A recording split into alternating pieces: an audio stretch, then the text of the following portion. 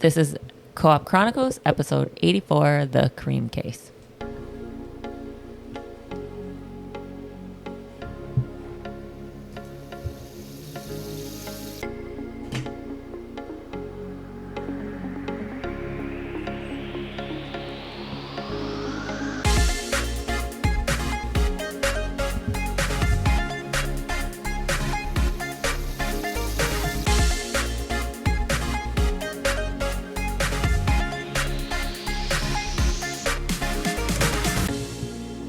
Hello and welcome back to Co-op Chronicles. This is episode 84. I am Pint-Sized Geisha, and as always, I have Black Label.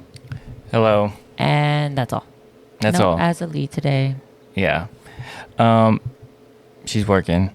So let's get into it. This is a weird case that I seen on YouTube, and I listened to a few podcasts on it, and I thought it was very interesting, and I kind of wanted to cover it. It's based in the Czech Republic. But before we get into it, all the new listeners, feel free to follow, like, rate us, whatever. It helps out.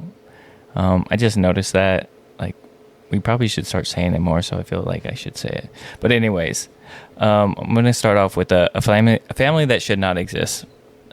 Did you want to say anything or add anything before we get into it, babe? Nope, go ahead. Are you sure? Yep. Before I start talking? Mm-hmm. Okay. What are you doing? Somebody message you? Yep. Okay. So some crimes shock you because they suddenly happen. Others stay with you because they were allowed to happen for years. So the Kurim case falls into that second category. And once you hear it, it's hard to believe that it went on for as long as it did, because it's kind of insane, as I said before. So this story isn't about a single moment of violence. It's about a system of abuse that quietly existed inside of a family, hidden behind locked doors, manipulated identities, and a level of control so extreme that even professionals failed to see it for what it was. And the scariest part, from the outside, this family doesn't look unusual. They seem like a normal family. They lived in an apartment in Czech Republic. They appeared private but not suspicious.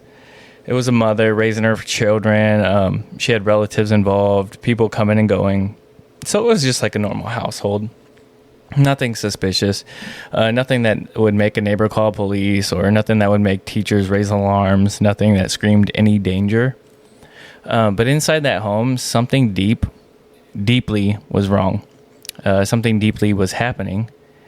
Something that should have not happened, something that should not have been impossible to hide for how long it was going on. So, Geisha. Yep. When you hear about cases where abuse is hidden in plain sight, not by secrecy alone, but by people accepting what they see, does that make it seem more unsettling than a random crime? I'm sorry, can you repeat the question? Yes. When you hear about cases where the abuse is hidden in plain sight, does it make it seem more unsettling than like a random crime? Yeah, I would think so. You think you know somebody, but then you really don't know somebody, and you're like, oh, what the fuck? Yeah, I never thought about that. Mm-hmm. Like, if you talk to somebody and they're going through some stuff, or they're the actually ones doing something kind of crazy. Yeah. Because that's what this case is, and it's very hard to process with this case. So this wasn't chaos, like I said. It wasn't a snap decision. This was routine in this family's life. Children were isolated, control was enforced every day, and reality itself was kind of manipulated to keep everyone in line.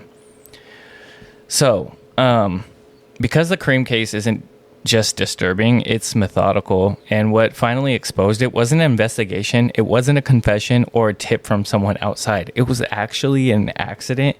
Like, the way it happened and way they found out how this shit was going on, it's fucking insane. Like, I listened to it, and I was like, if this person wouldn't have done this, they would never have known. So, a moment where the story was cracked, everything that spilled out was worse than anybody imagined, okay? So as we go through the case, I want you to keep one question in mind, is that how does something like this survive for years without anyone stepping in or anyone noticing? Because the answer isn't simple, and it forces us to confront how easily it is to control, like, silence and trust, how it can be twisted into something dangerous. So let's get into the next segment, okay?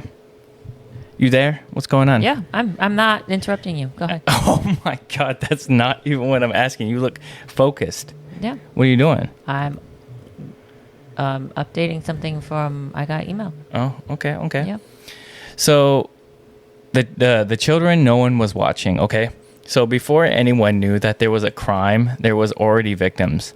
But the thing about the Kurim case isn't that the warning signs didn't look like warning signs, at least not at first. So the center of the story is a woman named Clara. I can't pronounce the name. It was like Marova, a single mother raising 2 young sons. On paper, her life didn't stand out. She wasn't healthy. She wasn't wealthy. She wasn't influential. She was living in some isolated off-the-grid style, or she wasn't living some isolated off-the-grid lifestyle. She was just private. She wasn't like a person that stood out and that was suspicious. She was just like a normal person that liked their privacy. And so that privacy became the perfect cover. Her children were pulled out of school. Contact with the outside world was pretty limited. Doctors, teachers, and neighbors rarely saw them. And when they did, explanations were always ready. Like they always had an answer for everything. So if they were sick or if they were being homeschooled, behavioral issues, family stress, stuff like that, nothing immediately screamed abuse. Babe, Mm-hmm. since you're in like the medical field, Mm-hmm. when you hear that kids were slowly removed from public view like this, like I wouldn't say like in like a regular view, and it wasn't like sudden, but piece by piece, like suddenly like you saw them kind of like disappear out of the picture. Mm-hmm. Would you think something dangerous was happening, or would you think that like it was like, oh, what's going on? Yeah, I would say something might be up.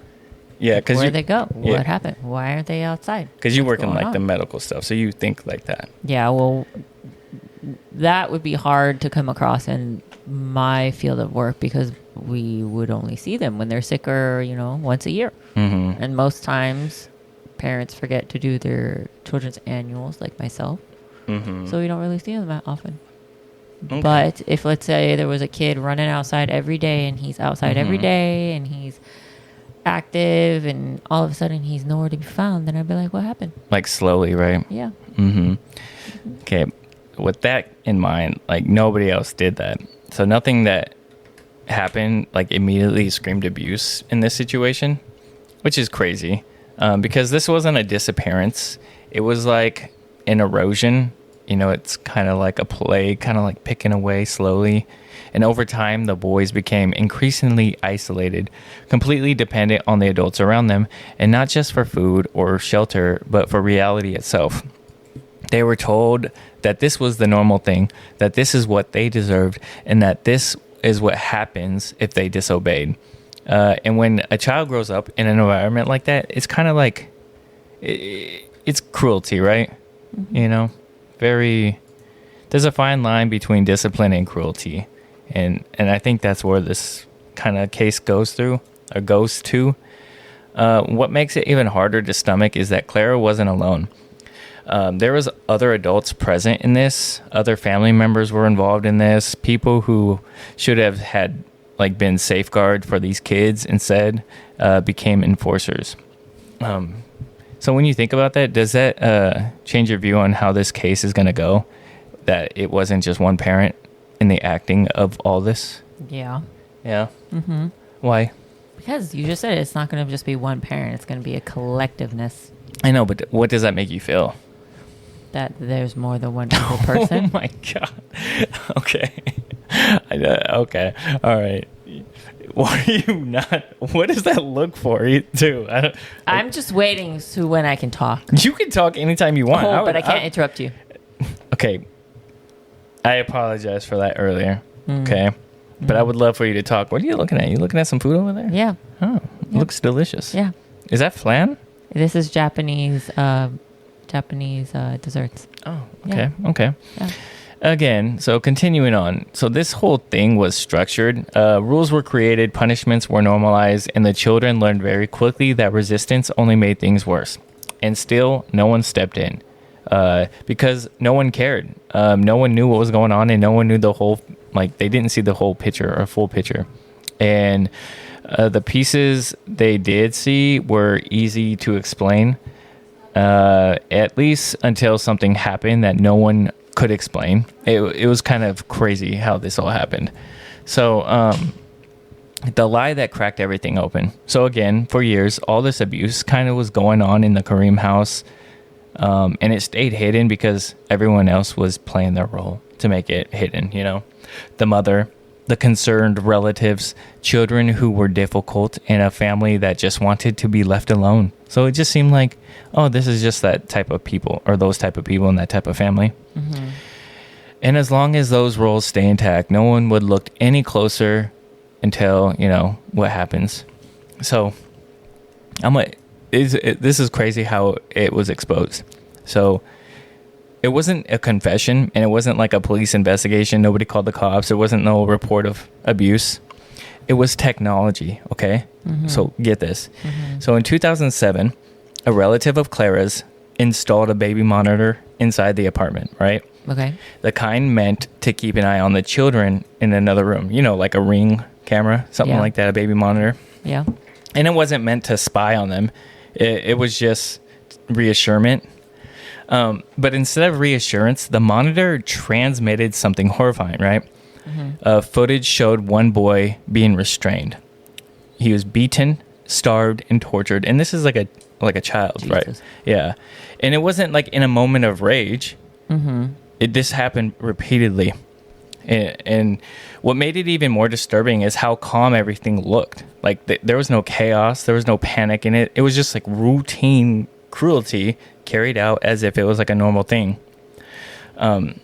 So hearing that, babe, mm-hmm.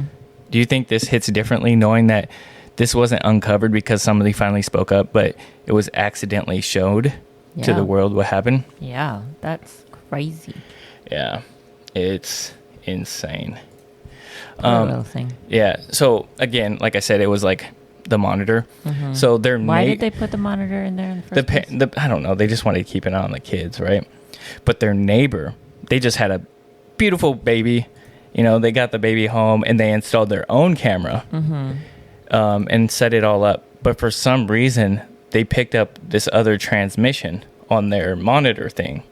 And that's when their neighbor seen this, and he was like, "Man, it must be a fluke. What's going on? It must be some issue." And what he seen on there was kind of like crazy. And he went to work, you know. And then he's like thinking about it. And he's like, "What really was that?" So when he gets off of work, he's like, "Maybe I'm gonna see if I can find it again." And he goes through it again, and he finds the same little boy locked up in the same room with the same stuff happening to him. And so he calls the cops, and the cops come over. And they're like investigating, right, and all this mm-hmm. stuff. And when he contacted them or whatever, the cops went to the neighbor's house and knocked on the door, went through the house and all this stuff.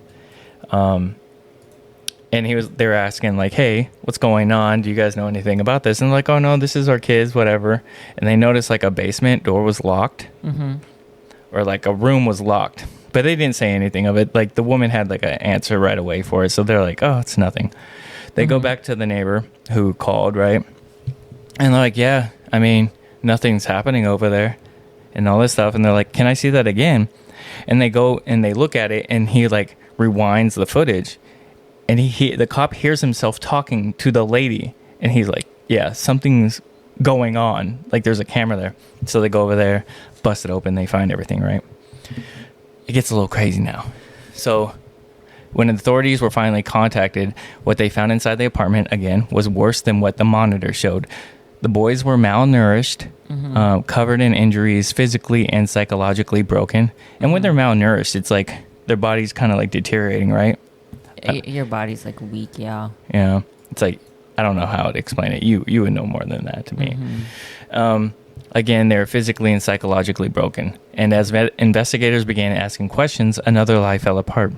The family claimed that a teenage girl was living with them at the time as a relative, a harmless, shy family member, helping around the house. I'm not going to get crazy in detail with this stuff. There's a lot in the story that I'm going to not cover or cut out because it would be like a long thing. But again, she wasn't a teenager. She was an adult woman. That was living with him? Yeah.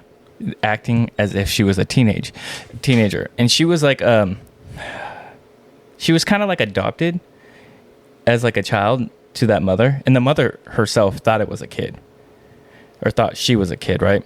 Mm-hmm. When you hear something or someone pretending to be a child, that's crazy, right? Yeah. It reminds me of that one case where, or supposedly, I don't know. The movie? The movie? No, I don't know if this is actually true or not, because in real life, they said they were unsure. There's so many stories about it. About the little girl who was adopted, but she was really like in her 30s. Yeah, it's a movie. Yeah. But it's also based off like a real story. Yeah, it's called The Orphan. Yeah, that's this story. That thing is based off of this. So Orphan came out in 2009. This all happened in 2007. Oh, so it's basically, yeah. Yeah. So, again, there was no false identity. Like, it was just weird how it all happened. And it's going to get even more deeper the more we go through. So, the woman who wasn't a child, right? At first, investigators believed that they were dealing with a deeply abusive household. Mm-hmm. Horrific, but sadly not unheard of. You know, a lot of kids have to deal with this stuff. It's sad, but that's just the way the world is. Mm-hmm. Then they realized something that kind of changed the entire case, right? The teenage girl living in the apartment, the one everyone referred to as just quiet, shy, troubled relative, like she was just all this stuff. She was not a child at all, okay? She was a grown-ass woman, and her real name was Barbara Skarlova. She had been pretending to be a 13-year-old girl. I don't understand how a grown-ass woman could be seen as a 13-year-old girl. Maybe she was really short. Yeah, I'm going to get into it more so you understand, but it's crazy what she did to keep this up. So she dressed like a child, spoke like a child, allowed herself to be treated like a child, and somehow these people around her believed it. And what makes the part of this Kurim case so disturbing isn't just that Barbara lied about her age. It's just how long the lie lasted and how many adults accepted without question. Again, what I'm covering, it doesn't take away what's going on with the kids. It's just there's a whole lot to pack in this, and it's out there. Like, everything is crazy. So does that detail, babe, mess with you a little bit, knowing that it wasn't a child, it was an adult? That yeah, like knowing that the entire system designed to protect children failed too, and one of them wasn't even a child. Yeah. So was she a part of the group that was being abused as a kid? It gets a little crazy. It gets a little crazy. I'm not following, but okay. Maybe it'll all make sense later. So again, this wasn't an oversight with what was happening. It required a lot of people to stop asking questions. And investigators later determined that Barbara wasn't just present. She was active in the abuse. Okay? So she was a part of it. She reinforced punishments to the kids. She supported the rules, and she maintained the environment of fear inside of the house. So this wasn't someone who was just trapped or shy or surviving. She was actively participating in all this abuse. So, like, obviously, she's an adult willing to harm kids. Harm them while acting as a kid or living as a child in order to enable abuse. It's just bonkers. It's crazy. Again, things start shifting, right? This wasn't a household spiraling out of control. It was organized. Roles were assigned. Authority was enforced. And reality itself was written inside of these walls. And Barbara's false identity wasn't just a disguise. It was a tool. By pretending to be a child, she blurred the lines. You know, she was able to avoid suspicion, and she helped create a closed system where nothing was questioned. But lies like this can't survive forever, okay? And when authorities finally separated people and they started doing like their investigation, right? You know, they started digging deeper into Barbara's past, and they realized that this case wasn't confined to one apartment. It was bigger and far more disturbing than anyone expected. So Again, we're going to talk about Barbara, the woman child. The woman child. The woman child, okay? Okay. So we start getting into her past deceptions, and this wasn't the first family she had infiltrated. Mm-hmm. So keep that in mind. Once investigators pulled apart Barbara Skarlova's fake identity, they expected to find confusion, maybe desperation, maybe someone caught in a lie that went too far, right? Mm-hmm. That was not what was happening here, babe. What they uncovered instead was a pattern. So Barbara hadn't just pretended to be a child once. She had done it before in other countries, with other families, and under different names. So like she's crazy. I don't even know the word you would call this person. I feel like she in all the like documentaries and stuff that I've heard and watched about, didn't she have a mental health illness? Wasn't she like schizophrenic or something? I think it's mentioned in one of the podcasts that I listened to. Mm-hmm. But I'm not 100% sure. She definitely has to have some sort of mental disorder to want to live as a child. Mm-hmm. You know, I'm not exactly 100% sure what it was, though. Again, she had a history of inserting herself into households by presenting herself as a vulnerable, troubled, and in need of care kid. Mm-hmm. And once she was accepted, she would adapt to whatever role would keep her protected. And sometimes it was a victim, sometimes it was a helper, and sometimes, like this case, it was far darker. Mm-hmm. And this wasn't like impulsive behavior, it was practice. I'm not exactly sure what it is, but when you hear someone obviously not pretending to be a child, do you see this person's case in the role like obviously deeper than what it sounds like? What? Okay, when you hear that this wasn't her first time pretending to be a child, okay, does that shift you or shift how you see her role in this case? Yeah, definitely. I mean, but at the same time, it's like she's not the only one doing it. No, she played a part in it, but a lot of other people were doing it too. So I mean, I can't. Yes, she's to blame, but if she's the one who started it all and talked everybody else into doing it, then yeah, she's definitely like number one. You know? Yeah, I mean, it's just weird because like as I get into it, like the adults didn't know that this kid was an adult, right? And these adults have something dark going on, even without this crazy stuff happening with this kid. So there's just like a whole lot of craziness happening. Yeah, happening. Yeah. So again, investigators quickly realized Barbara understood systems better than people expected, obviously, because she's she's infiltrating households. You know, she knew how social service worked. She knew how authorities hesitated to challenge like fragile children. Like they knew they had to be delicate with them. You know what I mean? She knew that politeness and discomfort could be exploited, and she used that knowledge to move undetected. And in the Kurim household, her presence helped reinforce control. She validated the abuse, she normalized the cruelty, and she helped create a reality where suffering wasn't questioned and it was expected. Yeah, it's kind of crazy. Yeah. And that's the terrifying implication here, is that this wasn't a family accidentally influenced by the wrong person. This was a person who sought out families who were influenced, who are where influence could be power. And as authorities continued digging, they uncovered something even more unsettling. Barbara didn't just disappear after the Kurim case she didn't just disappear after the Kurim case was exposed. She somehow escaped and she ran away after being detained by the cops. So she got arrested. Everybody in this household got arrested. And she left it in. She ran away somehow. How did she even get She slipped through the bars because she was so like tiny. Yeah. Crazy. Yeah, and for a time she succeeded. But we'll cover how Barbara vanished and how she crossed borders and how she once again fooled people that was meant to protect children. Sorry. But we're gonna talk about that. Sorry. And after the abuse was exposed and arrests were made, like I said, it seemed like the worst part of the Kurim case was finally over. But the thing is, like I said, the one person was missing, Barbara Skolova was gone.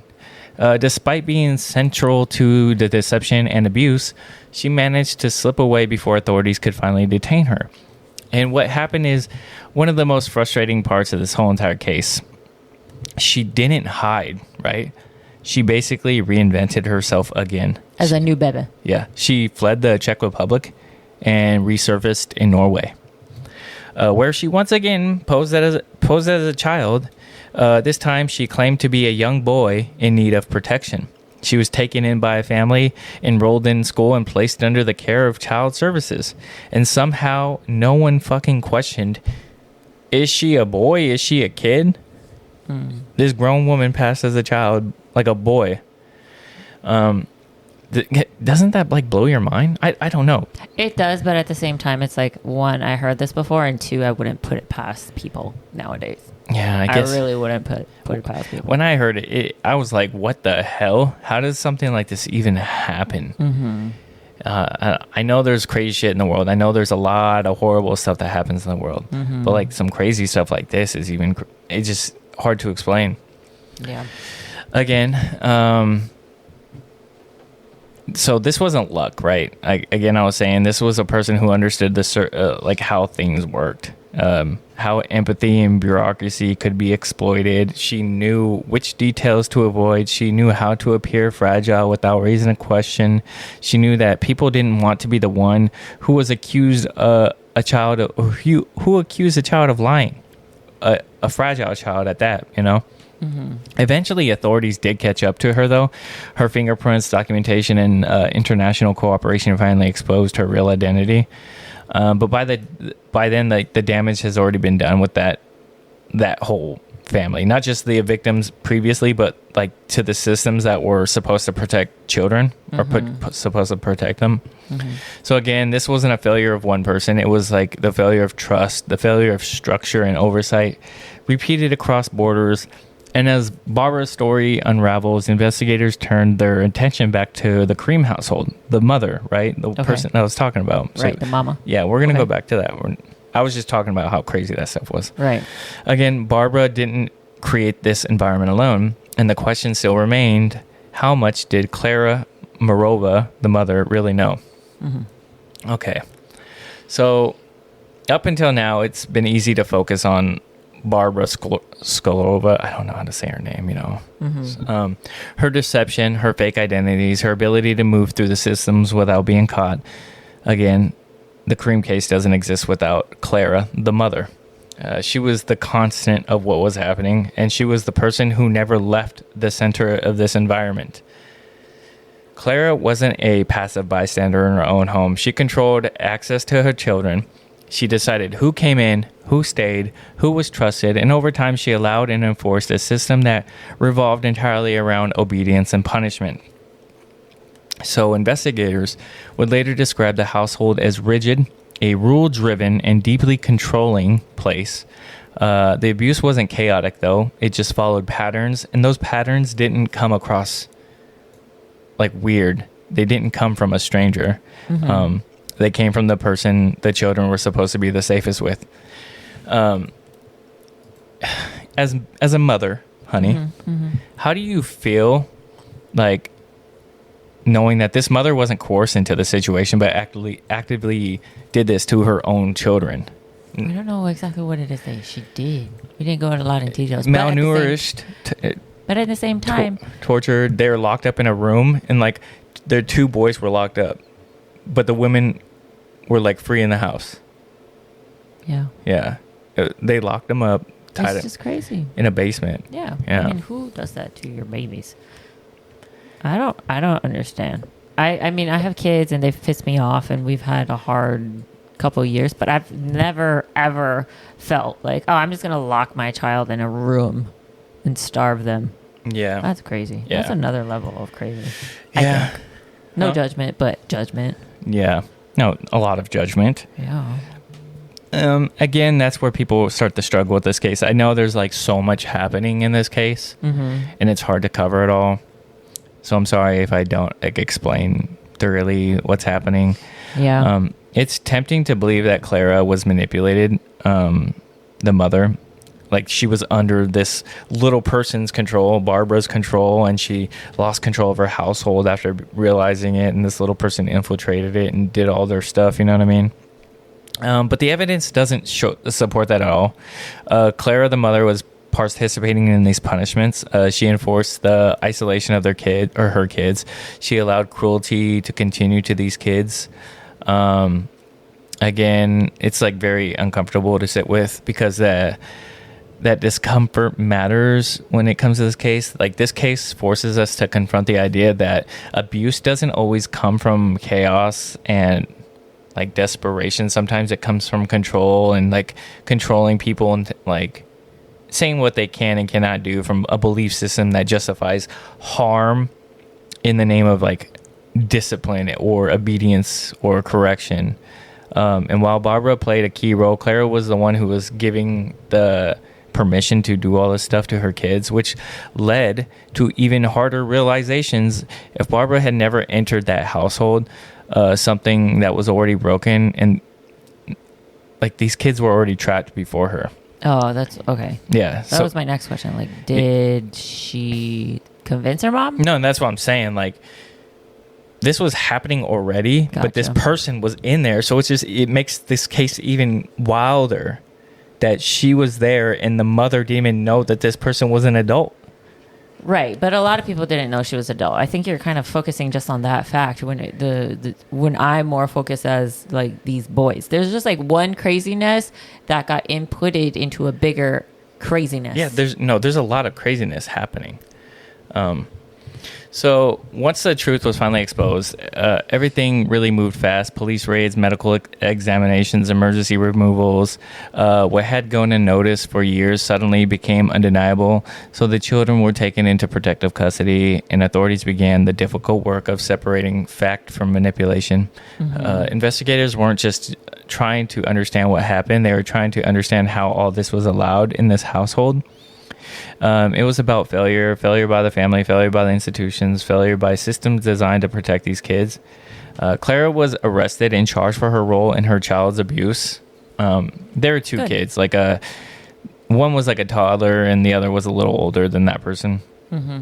Other adults were involved in this household. They were also held accountable, varying degrees. The court proceedings were complicated, slow, emotionally draining, especially because so much abuse had been normalized. From what I recall, there was like doctors involved in this, and I do believe they might have SA'd the kids, the boys and stuff like that. There was just a lot happening with these little boys. Poor things. Yeah. Again, this wasn't a single offender acting alone. It was a network, like I was saying.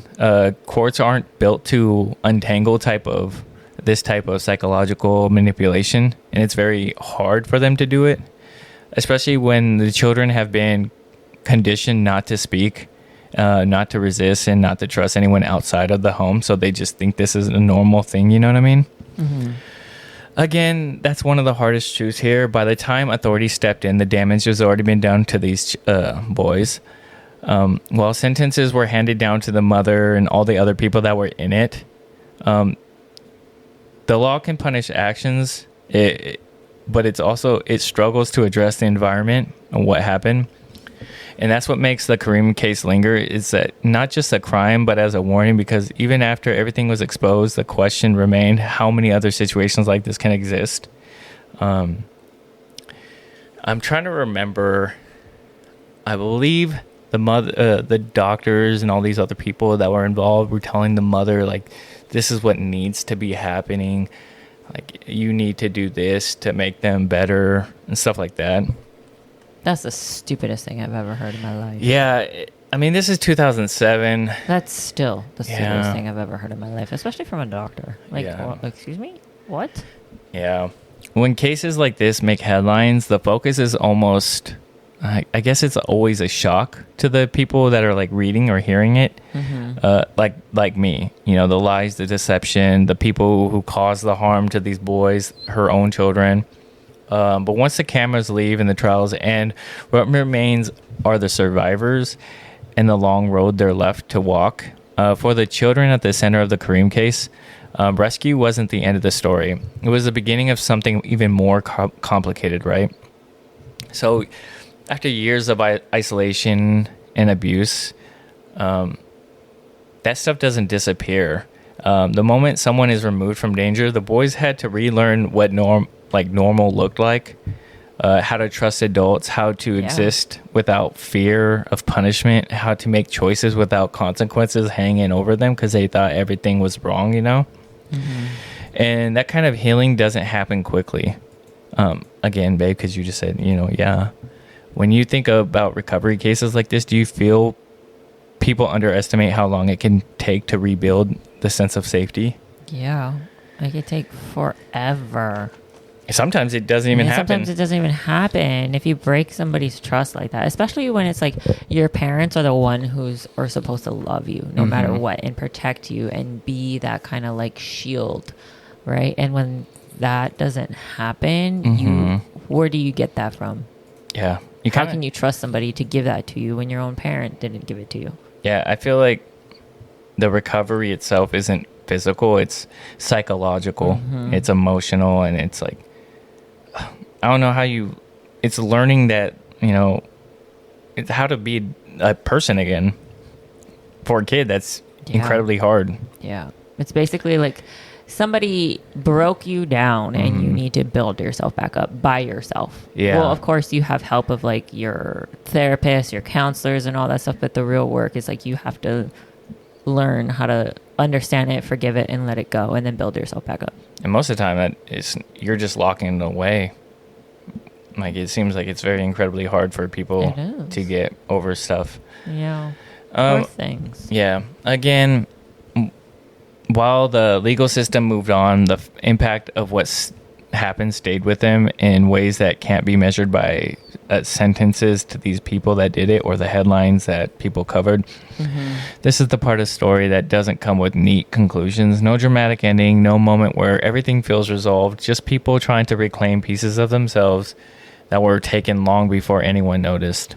And that's the reality in this case, and it forces us to confront something uncomfortable. Justice can stop harm, right? But it can't erase it. Yeah, it's bonkers. So again, the Kurim case doesn't end with a twist. It ends with questions, okay? Because once you strip away the deception, the fake identities, and the courtroom outcomes, what you're left with is something far more unsettling. The realization that this wasn't hidden in some untraceable place. It existed inside of a family, inside of a home, where systems were meant to protect children, inside everyday routines that no one questioned deeply enough. And this stuff would not have been found out if it wasn't for a camera mistake, So a relative put a camera in the house. So and there's then the next door neighbor. Don't interrupt me. Okay, sorry. Continue. So a relative put a camera in the house to keep an eye on the boys, but then the next door neighbor had a brand new baby and had a baby monitor, and their camera picked up the feed from next door, and that's how they found out, like, oh, something's not right. Okay. And then, while that main crime was happening, the other crazy stuff was happening at the same time. Yeah, right. at the same time with the little girl. Yeah. See how I say we always interrupt each other on the podcast? Yeah. Yeah. Yeah, right. It's crazy. Yeah, it's crazy. But when I'm talking to the listeners, we're always talking to the listeners. Yeah, are we not? Right. No, you're right. You're right. My mistake, boss. Just a little background. This is our second take. Yeah. Yeah. Our first take I interrupted. Oh my God, why you gotta get so deep into it like that? I'm just saying. The people are going to be like, what are they talking about? Yeah, you're right. Yeah. No shame. No shame. No shame. Yeah, don't be ashamed. Nope. Okay, this case forces us to confront the uncomfortable truth that abuse, again, doesn't always announce itself with chaos or violence. Sometimes it arrives quietly, wrapped in a structure, discipline, and authority-type place. And it survives because it feels like a normal thing where people are living inside of it and nobody wants to question it. Again, it's bonkers how long it took anyone to really notice or notice. Like I said, this wouldn't have been caught if it wasn't for that. because the delay matters, right? It reminds us that safeguarding isn't just about reacting to harm. It's about noticing the absence of people or what you see around you normally. Silence, withdrawals from people, patterns that don't quite add up, because the Kurim case exposes the gaps between intention and action, between rules and reality. And while justice was eventually served, it came years after the suffering. Who knows how long, actually? You know what I mean? Mm-hmm. The mother thought it was okay, thought it was a normal thing. And there's no clean ending here, just a reminder that vigilance isn't paranoia. Vigilance? What? Vigilance. Vigilance, sorry. Vigilance, sorry. Thank you for correct at vigilance. Vigilance isn't paranoia. Thank you. Yep. That's the word I was thinking of. And that asking questions isn't accusation. It's sometimes the most dangerous situations are the ones that look like ordinary places where you ignore them. Mm-hmm. Again, I'm not gonna. That's pretty much what I have written. But I know a couple more things that happened. Right. Mm-hmm. So after the mother was sentenced to prison, I don't know how long she was there, but when she got out, the boys eventually moved back in with her. Oh God. Yeah. They seen forgiveness in her, and they went through their stuff, and they believe that their mother will change and all that stuff. I mean, if you want to get crazy into like detail and figure out all the stuff that I didn't cover, there's plenty of podcasts or the actual documentation of this case. It's a bonkers. Mm-hmm. I just wanted to do a quick one because it was just me and Geisha and no Azalee, and it's late, and I was like, let's just do this. You know what I mean? Yeah. After hearing this case, babe, what part stayed with you the most? Because I know there's a lot of crazy stuff. I heard about the adult pretending to be a kid before, but I didn't know that she was like put in another crazy situation. And was involved in a crazy situation. Yeah, and was involved in all of that. Yeah. That's the crazy thing you heard? Yeah. Or to you? Yeah. Do you think like cases like this change how society should approach children welfare and intervention? Yeah. I mean, this is not the first time I've heard about kids being mistreated by their parents and it taking so long for someone to notice it. Unfortunately, sometimes that's the case, and it's pretty sad. Yeah. But I do feel like if once someone does say something, it happens pretty quickly and stuff like that, Yeah. So I don't know. It's sad though. Yeah, it is sad. What about the Mormon mom, Ruby? Oh, the whatever. YouTuber? Yeah, the YouTuber. That one was crazy. I kind of want to cover that one too. I just watched a documentary on it the other day. It's on there's a ton of documentaries. I watched Stephanie So? And she did like a huge thing. Isn't there a Netflix documentary on it yet? Or no? Yeah, there's like 2. Yeah, it's insane. Yeah. It's bonkers. How many people got locked up in that one? Did the dad didn't get locked up, right? It was like the mom and some lady. Yeah, the mom and the life coach. Yeah, I just remember she constantly did YouTube videos about being a good mom. Yeah, while all this is happening. Mm-hmm. Didn't she throw a mattress out for one of them to sleep outside or something like that? It was I don't know. I don't know. Yeah, I just heard a lot of crazy stuff. But again, that's all I got. Until next time, right? Keep grinding those. Did you want to add anything? No. Attitude. I wonder why. Yeah, keep grinding those levels and finishing those side quests. Until next time. Bye. Bye. Such a pain. Such a goddamn pain.